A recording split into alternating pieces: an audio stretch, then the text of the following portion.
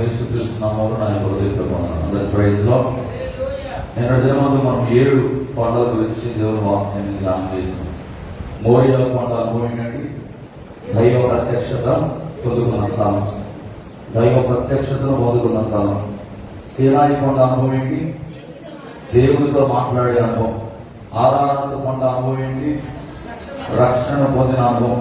కరివేలు కొండ అనుభవము తడబాటు. గతకాలం 2 తరముల మధ్య నివసించదు అనే తడబాటు మధ్యలో ఉన్న ఇశ్రాయేలు ప్రజలకి ఒక చక్కని ఆలోచన ఏలియా ద్వారా దేవుడు కలగచేయడం. తర్వాత హెర్మోన్ కొండ అంటే తన సాదృశ్యం ఏంటండి? ఆశీర్వాదానికి సూచనగా ఉందని చెప్పాను. ఒలివ కొండ ప్రార్థన, కల్వరి కొండ విమోచన, ప్రతి మానవుని పాపముల నుండి విమోచన కొరకు ఆ యొక్క కొండ సాదృశ్యంగా ఉందని చెప్పి నేను మనం దేవుని వాక్యాన్ని ధ్యానం చేసుకున్నాం. ఈరోజు మరొక అంశంతో మీ ముందు నిలబడడానికి దేవుడు నాకు సహాయం చేస్తున్నాడు. దాన్ని కొద్ది నిమిషాలు మనం ధ్యానం చేసుకుందాం. సంఖ్యాకాండము 21వ అధ్యాయము 9వ వచనం. సంఖ్యాకాండం. కాబట్టి మోషే ఇత్తడి సర్పం ఒకటి చేయించి స్తంభం మీద దాన్ని పెట్టెను. అప్పుడు సర్పము కాటు తినిన ప్రతివాడు ఆ ఇత్తడి సర్పమును నిదానించి చూచినందున చాలు. దేవుడికి స్తోత్రం కలుగునుగా. ఈరోజు మీకు ప్రశ్న, ఎంతమంది మీలో పాములను ఇష్టపడతారు? ఏంటంటే భాష గారు విచిత్రంగా అడుగుతారు అనుకున్నారా? ఎంతమంది పాములను ఇష్టపడే వాళ్ళు ఉన్నారు ఇక్కడ? ఇష్టపడతారా? ఎవరన్నా పాములు ఎవరైనా ఇష్టపడతారా? ఇష్టపడతారు. మా నాన్నగారు చనిపోయిన పాము చూస్తే అంత దూరం పారిపోయాడంట. అందులో కానీ పాములు మాత్రం చూస్తే చాలా మందికి ఏమనిపిస్తుంది? ఒళ్ళంతా కూడా చాలా ఇస్తుంది. పామును చూడడానికి ఎవ్వరు కూడా ఇష్టపడరు. ఒకవేళ పామును చూడడానికి వచ్చిన దాన్ని 3 రకాల అనుమానాలు చూస్తారు. ఒకటి ఏంటంటే అనుమానంతో, రెండవది కోపంతో, మూడవది ద్వేషంతో, దాని మీద అసహ్యంతో దాన్ని చూస్తారు తప్ప ఎవరు కూడా ఇష్టపూర్వకంగా దాన్ని చూడడానికి ఎవరు కూడా ఇష్టపడరు. అయితే ఈ రోజు మన ధ్యానాంశంలో కొంతమంది ప్రజల కంట పామును ప్రేమంగా, నమ్మకంగా, సంతోషంగా చూడవలసిన అవసరం వచ్చింది. ఎందుకు ఆ ప్రజలు పామును కోపంతో కాకుండా, ద్వేషంతో కాకుండా, ప్రేమతోనూ, ఆశతోనూ, నమ్మకంతో పామును చూడవలసి వచ్చిన అవసరం ఏంటనేది ఈ ఇత్తడి సర్పం అనే వృత్తాంతంలో మనం కింద విషయాలు 4 రకాల విషయాలు ఉన్నాయి. అందులో ఒకే ఒక విషయం గురించి మనం ధ్యానం చేద్దాం. మిగతావి దేవుని చిత్తమైతే తర్వాత చూస్తున్నాం. ఒకటి ఏంటంటే కాటు వేస్తున్న తాపకరమైన సర్పముల యొక్క విషము వలన మరణిస్తున్న ఇశ్రాయేలు ఒకటి. రెండవదిగా సర్ప విషములకు విరుగుడు మందు ఏది? క్వశ్చన్. ఆ మందును వాడే విధానం ఏమిటి? 4వది వ్యక్తిగతంగానే మందును వాడాలి. ఈ 4 విషయాలు ఈ ఇత్తడి సర్పంలో మనం చదువుకున్న మాట ఏంటి? కాబట్టి మోషే ఇత్తడి సర్పం ఒకటి చేయించి ఎక్కడ పెట్టాడు? దాన్ని స్తంభం మీద పెట్టాడు. స్తంభం మీద పెట్టిన పాము ఏం చేస్తుంది? సర్పము కాటు తిన్న ప్రతివాడు ఆ ఇత్తడి సర్పమును నిదానించి చూచినందున వాళ్ళు బ్రతికేరంట. దాని గురించి మనం దేవుని వాక్యాలు ధ్యానం చేద్దాం. ఇప్పుడు ప్రమాదకరమైన పాము విషయము ఇప్పటికే చాలా మంది జీవితాల్లో ఏం చేస్తుంది? అది పని చేస్తుంది. ఏంటి? అసలు పామును చూడడానికి భయం కదా. పాము విషం చేత ఇప్పటికే ప్రజలు ఎలా అనుభవిస్తున్నారు అని మీకు అనుమానం కలగాలి. కలిగిందా? కలగలేదా? మళ్ళీ చెప్తారు. పాము అంటేనే చూడడానికి అసహ్యం వేస్తుందని మనం అనుకున్నాం కదా. చూస్తేనే ఒళ్ళు జగరిస్తుందని అనుకున్నాం కదా. మరి నేనేం చెప్తున్నాను? ప్రమాదకరమైన పాము విషయము ఇప్పటికే చాలా మంది జీవితాల్లో పని చేస్తుంది అని చెప్పాను. ఎలా పని చేస్తుందంటే, సాతాను అను పాము, సాతాను గారిని దేంతో పోల్చాడు దేవుడు? ఆదామును అవ్వను మోసం చేసింది ఏంటి? సర్పమే. సర్పము రూపంలో వచ్చి అవ్వను మోసం చేసింది. ఆ యొక్క అనాది కాలంలో మానవుని కాటువేయక మానవుని శరీరంలోని ప్రవేశించిన పాపము అనే ఆ పాప విషమే ఇప్పటికి కూడా మనుషులు ఏం చేస్తుంది? పని చేస్తాం. ఎలా పని చేస్తుంది పాస్టర్ గారు మీరు అని అడగవచ్చు. ఎలా అంటే, ఇశ్రాయేలు ప్రజలను ఒక మనం ఉదాహరణకు తీసుకుంటే, ఈ అంశం అంతా కూడా ఇశ్రాయేలు ప్రజల గురించే రాయబడ్డదండి. ఈ యొక్క అంశాన్ని మీరు జాగ్రత్తగా మీరు అర్థం చేసుకోగలిగితే ఈ రాత్రి చక్కని విషయాలు దేవుడు మీతో మాట్లాడగలుగుతున్నాడు. దేవునికి స్తోత్రం కలుగునుగాక. ఇశ్రాయేలు ప్రజలు అరణ్య యాత్రలో వాగ్దాన భూమి అయిన కానాను దగ్గరకు వచ్చినప్పుడు మోషే ఏం చేస్తాడంటే వేగు చూడడానికి ఎంతమందిని పంపిస్తాడు? వేగు చూడడానికి ఎంతమందిని పంపిస్తాడు? 12 మంది వెళ్తారు. ఎక్కడతారు? 12 మంది వేగు చూడడానికి వెళ్తారు. 12 మంది వేగు చూడడానికి వెళ్ళినప్పుడు 10 మంది ఏమి సమాచారం ఇచ్చారు? వాళ్ళు చాలా ఉన్నత దేవులు, వాళ్ళ కట్టడాలు కానీ వాళ్ళ ఆయుధాల సామాగ్రి కానీ చాలా గొప్పగా కనబడతా ఉన్నాయి. వాళ్ళ ముందు మనము చీమల్లాగా కనబడుతున్నామని 10 మంది ఏం చేశారు?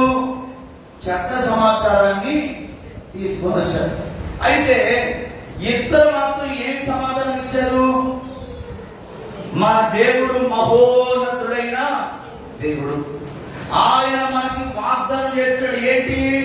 మీరు పాలు తేళ్లు ప్రవహించే ఆ వాగ్దాన దేశమైన కానాను ఖచ్చితంగా మీకు నేను ఇస్తాను అని చెప్పి దేవుడు వాగ్దానం చేశాడు కదా. కనుక మనం ఖచ్చితంగా ఆ దేశాన్ని మనం స్వతంత్రించుకోబోతున్నాము అని ఇద్దరు సాక్ష్యం ఇచ్చారు. ఎవరు వాళ్ళు? యెహోషువ, కాలేబు. దేవునికి స్తోత్రం కలుగుతుంది. గమనించండి, 400 సంవత్సరాలు ఐగుప్తులో బానిసలుగా ఉన్న ఇశ్రాయేలు గొర్రె పిల్ల రక్తముతో విమోచించబడి నడిపిస్తున్న దేవుని మీద ఏం చేస్తున్నారు? వాళ్ళు తిరుగుబాటు చేస్తా ఉన్నారు. అందును బట్టి దేవుడు ఇశ్రాయేలు అందరినీ కూడా 40 సంవత్సరాలు భయంకరమైన అరణ్యంలో ఎడారిలో వారు ఏం చేస్తున్నారు? సంచరిస్తున్నారు. ఎన్ని సంవత్సరాలు చెప్పాను?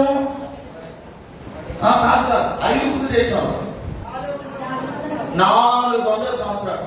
430 సంవత్సరాలు ఎలా వచ్చిందో కూడా చెప్తాను.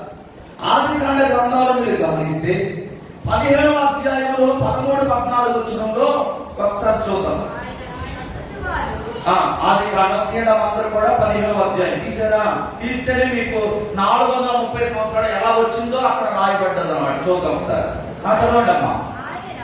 ఆయన నీ సంతతి వారు ఆ దేశపు వారికి దాసులుగా నుందురు. వారు 400 ఏండ్లు దేవునికి స్తోత్రం కలుగును గాక. ఎన్ని సంవత్సరాలండి? 400 ఏండ్లు ఏం చేస్తారని చెప్పారు? శ్రమ పెడుతురు. వీరు ఎవరికి దాసులగుదురో ఆ జనములకు నేనే తీర్పు తీర్చుదును. తరువాత వారు మిక్కిలి ఆస్తితో బయలుదేరి అది. ఇప్పుడు నిర్గమకాండము 12వ అధ్యాయము 40-41 చదవండి. ఇశ్రాయేలు ఐగుప్తులో నివసించిన కాలము 430 సంవత్సరములు గడిచిన తర్వాత జరిగినదేమనగా,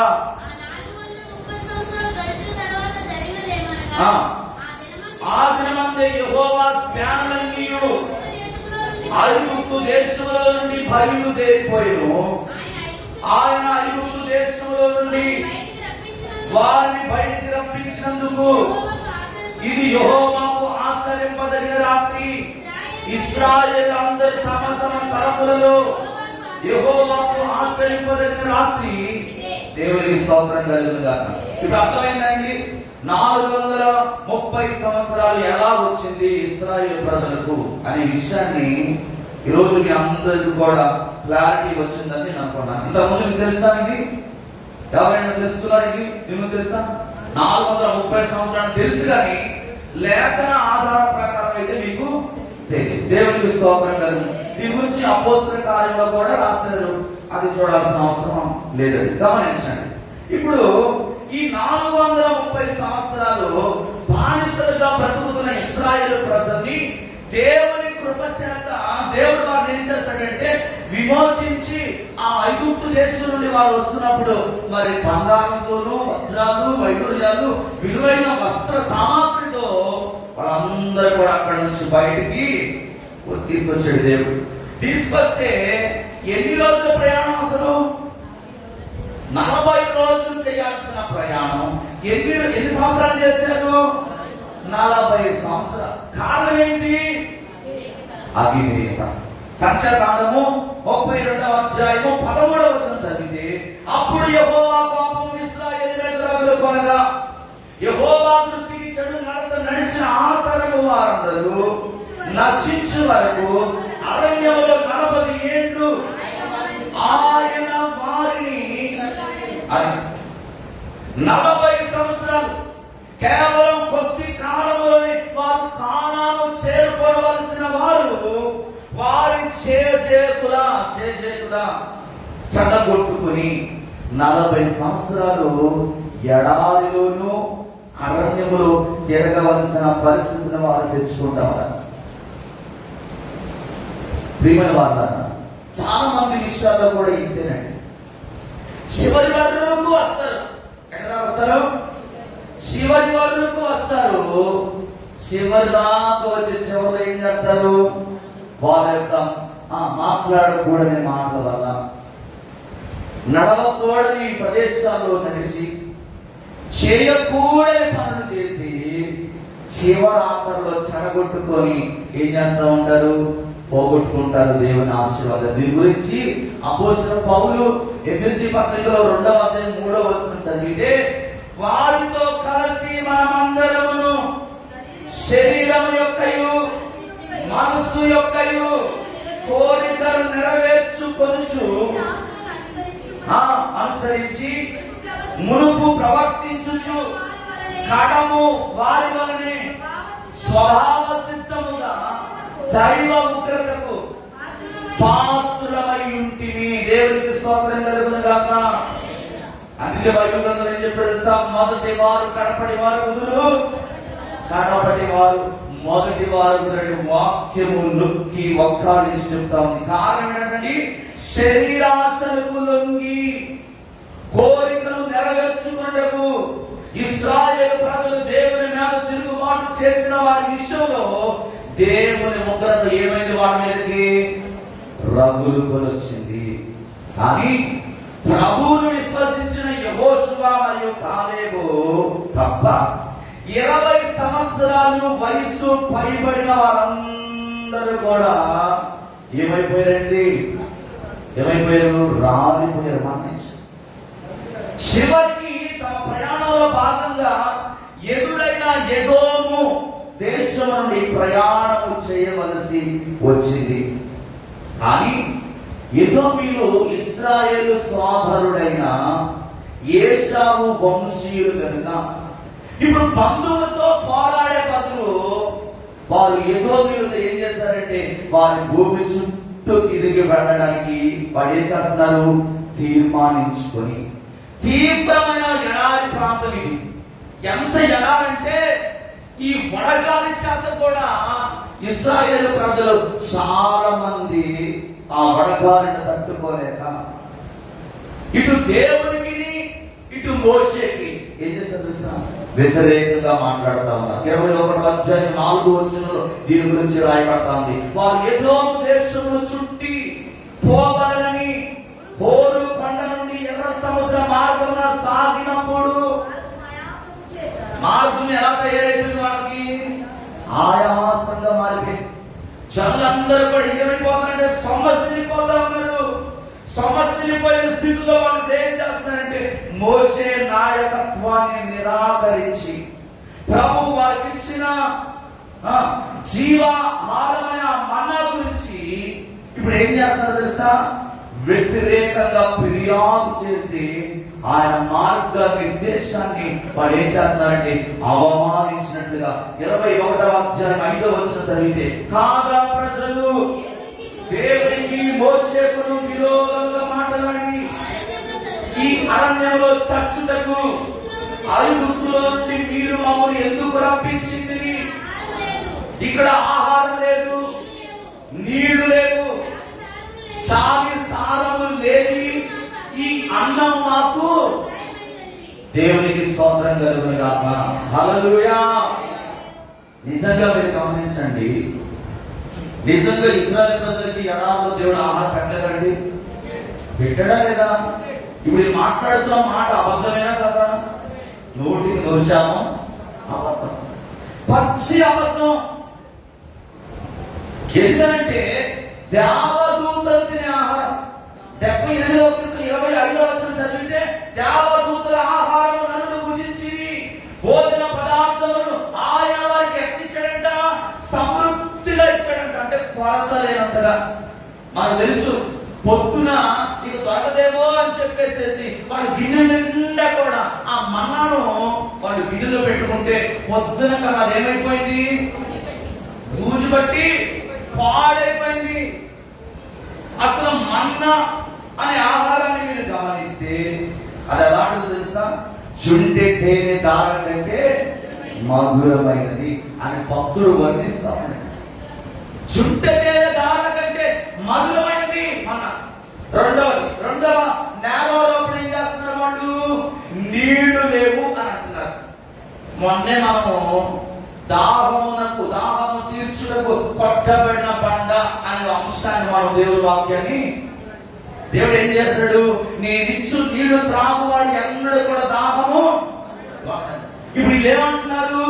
నీళ్లు కూడా లేవని చెప్పి తాము వెంబడించిన బండల నుండి మధుర జలమును త్రాగించిన యేసుక్రీస్తు నేత ఇప్పుడు వాళ్ళు ఏం చేస్తున్నారంటే నేరము మోపుతా ఉంటా ఉన్నారు. ఇంకేమంటున్నారు? సరి సారం లేని ఈ అన్నము అని అంటున్నారు. కానీ మన్నా సమృద్ధిగా దేవుడు వారికి ఆహారమును అనుగ్రహిస్తే చవి సారము లేని అన్నము అని చెప్పి తెలుగుబాటు చేస్తారు. ప్రియమైన వారారా, ఇక్కడ ఒక విషయాన్ని మనం జాగ్రత్తగా గమనించాలి. నేటి దినాలలో చుట్టెత్తిన దార కన్నా మధురమైన దేవుని వాక్యాన్ని కూడా చాలా మంది ఏం చేస్తున్నారు? వక్రీకరిస్తా ఉన్నారు. ఏం చేస్తున్నారండి? వక్రీకరిస్తా ఉన్నారు. దేవుని వాక్యమును ఎలాంటిదంటే చుట్టెత్తేనే దారుల కన్నా మధురమైనది. ఈ రోజు ఆ చుట్టెత్తేనే దారుల కన్నా మధురమైన వాక్యం ఎందుకు వక్రీకరిస్తున్నారంటే, పాపము అనే విషము చేత మనిషి యొక్క శరీరం అంతా కూడా ఏమైపోయింది? పాపభరితమైపోయింది. చుట్టెత్తేనే దారుల కంటే మధురమైన వాక్యం లోపలికి పోవటం లేదు. ఎందుకంటే ఈ శరీరం అంతా కూడా పాప సిద్ధమైపోయింది, పాపముగా మారిపోయింది కాబట్టి రుచికరమైన. అందుకే చూడండి, జ్వరం వచ్చిన వాడికి మంచి వేడి మటన్ బిర్యానీ కానీ, చికెన్ బిర్యానీ కానీ, ప్రాన్స్ బిర్యానీ ఏదైనా రుచికరమైన భోజనం పెట్టండి, వాడి నాలుగు టేస్ట్ తెలుస్తుందా? అలాగే పాపము చేత నింపబడిన మానవుని హృదయానికి దైవజనుడు సేవకుని ద్వారా పరిశుద్ధాత్మ దేవుడు ఇదిగో ఆది కాండం నుంచి ప్రకటన గ్రంథం వరకు ఎన్ని వాక్యాలు చెప్పినా కూడా ఎందుకు పోవడం లేదంటే వాడి శరీరం అంతా కూడా పాప ప్రభావం చేత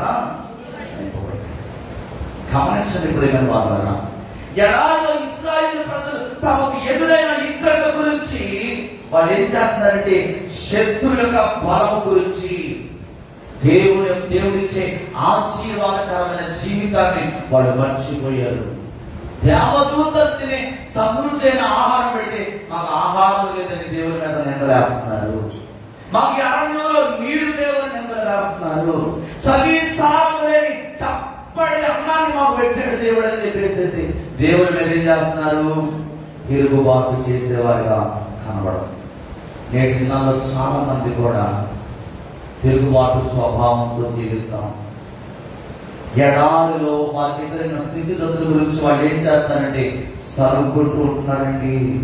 ఆదికాండం 2వ అధ్యాయం 17వ వచనం చదివితే, అయితే మంచి చెడ్డల తెలివినిచ్చు వృక్ష ఫలములను తినకూడదు, నీవు వాటిని తినదిన నిశ్చయముగా చచ్చదవని దేవునికి స్తోత్రం కలుగునుగాక. హల్లెలూయా. దేవుడు ఆయన వారిని పరలోక మన్నాతో పోషించిన విధానము, వారు ఎన్నుకున్న స్థలంలో నియమించిన నాయకుల గురించి వ్యతిరేకంగా ఇప్పుడు ఏం చేస్తున్నారంటే మాట్లాడుకుంటా ఉన్నారు. కారణం ఏంటంటే మంచి చెడ్డల తెలివినిచ్చు ఆ వృక్ష ఫలము. పాపము సాతాను యొక్క ఉచ్చుల్లో పడిపోయారు. సాతాను వారి యొక్క మనోనేత్రాలను ఏం చేశాడంటే మూసివేసి ఉన్నాడు. తాపకరమైన సర్పము అంటే పాత తరము ప్రజలందరూ కూడా చనిపోయి ఇప్పుడున్న ఇశ్రాయేలు ప్రజలందరూ కూడా ఎలాంటి వారంటే నూతనమైన తరానికి చెందినవారు. నేను ఎందుకు చెప్పాను కదా, 20 సంవత్సరాలు పైబడిన వారందరూ కూడా ఏమైపోయారు? అయితే ఇప్పుడు మిగిలిన వారందరూ కూడా పెరిగి పెద్దవారై నూతన తరంగా మార్చబడి ప్రభు వారికి ఏం చేశాడంటే ఒక గుణపాఠాన్ని నేర్పించి ఆ నూతన తరమైన ఇశ్రాయేలు ప్రజలను చేసిన ఈ తిరుగుబాటు పాపం బట్టి యెహోవా వారి మధ్యకు విషపూరితమైన తాపకరమైన పాములను ఏం చేశాడు? పంపించాడు. ఆ పాము కరిస్తే ఎలా ఉంటుందంటే ఒళ్ళంతా కూడా మంట చేత నింపబడిపోతాడ. పాములు మీరు సముద్రంలో కూడా మా ఊళ్ళో అప్పుడప్పుడు వేట పెడుతున్నప్పుడు కొన్ని వీడియోలు పెడతా ఉంటారు. ఏంటంటే ఒక సన్నని మరి చూడండి ఆ సావిడ, ఉప్పు సావిడ అంటారు చూసారా? సావిడ చేప ఎలా ఉంది? వెడల్పుగా ఉంది. సావిడ కదా, సావిడారు అంటారు మా ఏరియాలో. సావిడారేనా? సావిడ ఎలాగైతే వెడల్పుగా ఉండి ఇటు సైడ్ ఎలాగైతే దానికి ఎంటుకలు ఎలా ఉంటాయో అలాంటి పాము ఒకటి సముద్రంలో ఉండదు పెద్దగా. అది తాకితే ఏమవుతుందట? షాక్ కొట్టినట్టుగా అనిపిస్తుంది. ఆ మధ్యకాలంలో అమెరికా దేశంలో అక్కడిక్కడ ఆ పాము బాగా బయటకు వచ్చి కనబడతా ఉంటుంది. కనబడదు. దానికి సూచన ఏంటంటే ఆ పాము ఒకవేళ బయటకు వచ్చి కనబడుతుందంటే అర్థం ఏంటంటే ఒక పెద్ద సునామీకి అది సూచనగా కనపడుతుందని చెప్పి ఆ మధ్యకాలంలో చెప్తా ఉంటారు. కొన్ని సముద్రంలో కొన్ని చేపలు పట్టుకుంటే ఏం చేస్తాయి? అవి చేప పడుతుంది. ఇంకొక చేప పడుతుంది సముద్రంలో. ఎంత ఉంటుందంట అది ముట్టుకుంటే బాగులాగా మారిపోతుంది, కానీ పట్టుకుంటే చాలా విషపూరితమైనని చెప్పారు. చూడండి, ఇప్పుడు ఇశ్రాయేలు ప్రజలు చేసిన అవిధేయత ఏంటయ్యా? అవిధేయత అంటే ఆనాడు ఆదాము అవ్వ సాతాను ఎలాగైతే మోసపుచ్చిందో, ఇదిగో మీరు ఈ పండు తింటే మీరు దేవదూతల వలె మారిపోతారు. మీరు దేవదూతల వలె మారిపోతారు. అది దేవుడికి ఇష్టం లేదు కనుకనే దేవుడు దీన్ని తినొద్దని చెప్పాడు. లేదు మీరు తినాలి, తింటే మీరు దేవదూతల మారిపోతారు అని చెప్పి ఏం చేసిందంటే ఒక మోసముతో కూడిన మాటలు అక్కడ అవ్వతో మాట్లాడటం వల్ల అవ్వ మోసపోయింది, ఆదాము కూడా. ఇప్పుడు ఇశ్రాయేలు ప్రజలు ఆదికాండం 2వ అధ్యాయం, ఆదికాండం 3వ అధ్యాయం 4వ వచనం చదివితే అందుకు సర్పము మీరు చావనే చావు. ఏమంటుంది సర్పం? ఏమంటుంది? మీరు చావరు. ఎప్పుడైతే ఆ యుక్తికరమైన మాటలు వారు చెందబడ్డాయో, ఇప్పుడు దేవుడు చేసిన కార్యాలన్నీ కూడా ఇశ్రాయేలు ప్రజలు ఏం చేశారు? మర్చిపోయి. అలా మర్చిపోవడం వల్ల రోమపత్రిక 6:23 వచనం ప్రకారం ఏమొచ్చింది? మనుషులందరి మీదకి మరణం వచ్చింది. ఎలాగనగా పాపము వలన వచ్చు జీతము. అయితే దేవుని కృపావరము మన ప్రభువైన యేసుక్రీస్తునందు ఏమైంది? పౌలు భక్తుడు అంటాడు 2వ వచనం, ఎఫెసీ 2వ అధ్యాయం 1వ వచనంలో, మీ అపరాధముల చేతను పాపముల చేతను మీరు చచ్చిన వారు ఉండగా ఆయన మిమ్మల్ని క్రీస్తుతో కూడా దేవునికి స్తోత్రం కలుగునుగాక. పాపము చేత చచ్చిన మనుషులందరినీ కూడా రక్షించడానికి యేసుక్రీస్తు ప్రభువారు శిలువ మరణాన్ని పొందడానికి ఇష్టపడ్డాడు. ఇప్పుడు ఎందుకు మనం శిలువ ధ్యానాలు మనం చేయాలంటే, ఒకవేళ మనలో ఇంకా దేవునికి అవిధేయమైన ఆలోచన, పాప సంబంధమైన ఆలోచన. ఎందుకంటే మానవులకు కనుక కొన్నిసార్లు మనలో ఉన్న భావోద్రేకాలు, టెంప్టేషన్స్ వల్ల, ఇందాక చెప్పాను కదా, శరీర కోరికలకు మనుషులందరూ కూడా లోబడిపోయి ఏం తెచ్చుకుంటా ఉన్నారు? శాపాన్ని తెచ్చుకుంటున్నారు. అయితే ఈరోజు దేవుడు మరొకసారి జ్ఞాపకం చేస్తున్నాడు, ఒకవేళ మనందరిలో కూడా ఇంకా అలాంటి పాపం ఏదైనా ఒకరు వచ్చి చేరినట్లయితే దాన్ని దేవుడు దేన్ని తెలియజేస్తుందంటే అది మరణానికి సాదృశ్యంగా ఉంది. అయితే మనం మరణించడం దేవుడి చిత్తం కాదు కనుక యేసుక్రీస్తు ప్రభు వారు మన కొరకు ఏమయ్యాడైనా కలవరి శిలువలో బలియాగం అవడానికి ఆయన ఇష్టపడ్డాడు. కనుక ఈరోజు మరొకసారి మనం ఏదైనా ఒక ఆలోచనలో కానీ, తలపులో కానీ, క్రియల ద్వారా కానీ, నడవడిక ద్వారా కానీ, మాటలో కానీ, చూపులో కానీ, ఈ దినాంతటిలో ఏదైనా విషయంలో నువ్వు దేవునికి అవిధేయంగా జీవించినట్లయితే ఈ రాత్రి కాల సమయంలో నువ్వేం చేయాలి? దేవుని సందులో ఒప్పుకొని, ఇదిగో మీ అపరాధముల చేతను, పాపముల చేతను మీరు చచ్చిన వారి ఉండగా ఆయన మిమ్మల్ని క్రీస్తుతో పాటు ఏం చేశాడు? ఆయన ఆ బ్రతికించిన దేవుని దగ్గర మనం ఏం చేయాలంటే మన రక్షణ మనం కాపాడుకుంటూ దేవుని కృపను పొందుకుంటూ మనం ముందుకు వెళ్ళాలని దేవుడు మనతో మాట్లాడుతున్నాడు. అటువంటి కృప పరిశుద్ధాత్మ దేవుడు మనందరికీ దయచేసి నడిపించిన గాక. ఆమేన్. మిగతా మాటలు రేపటి మనం ధ్యానించాలి. అందరూ కూడా కంట్లు మూసుకుందాం. అందరూ కూడా కంట్లు మూసుకుందాం. మన అపరాధముల చేత చచ్చిన స్థితిలోనికి వెళ్ళిపోయిన మనల్ని క్రీస్తే ఆయన మనల్ని బ్రతికించి తన బిడ్డలుగా మనం ఈ రోజు ఆయన సన్నిధిలో నిలబెట్టాడు. ఆనాడు ఇశ్రాయేలు ప్రజలు చేసిన అవిధేయత, దేవుడు ఎన్నో కార్యాలు చేస్తే ఆ చేసిన కార్యాలన్నింటినీ కూడా కృతజ్ఞత లేని వారిగా మర్చిపోయి దేవుని మీదను అలాగే మోషే మీద వారు తిరుగుబాటు చేసి ఆ యొక్క విషపూరితమైన పాము కాటుకు వారు లోనవడానికి పరిస్థితి. 20 సంవత్సరాల కంటే పైబడిన వారందరూ కూడా హతమైపోయారు. ఎంత ఘోరమైన పరిస్థితి. 40 దినాలు చాలవలసిన కానాను 40 సంవత్సరాలు వారు ఆయాసముతోనూ దుఃఖముతోనూ వారు తిరిగినట్లుగా వాక్యమును ఈరోజు దేవుడు మన ముందు పెట్టాడు. మరొకసారి మనం జ్ఞాపకం చేసుకుంటాం. ఇక దేవుడికి అవిధేయంగా ఎంతకాలం మనం జీవిస్తాం? ఒకసారి జ్ఞాపకం చేసుకున్నట్టు ఇతరుల వాక్యం కొరకు, అలాగే మన ప్రపంచ దేశాల యొక్క శాంతి సమాధానం కొరకు మనందరినీ కూడా అందరూ ప్రాంతం నడిపిస్తుండగా అందరూ ఏకీభవిద్దాం. కేవలం సేవ పరిస్థితున్న వాక్యం ఏమి చెప్పొద్దు.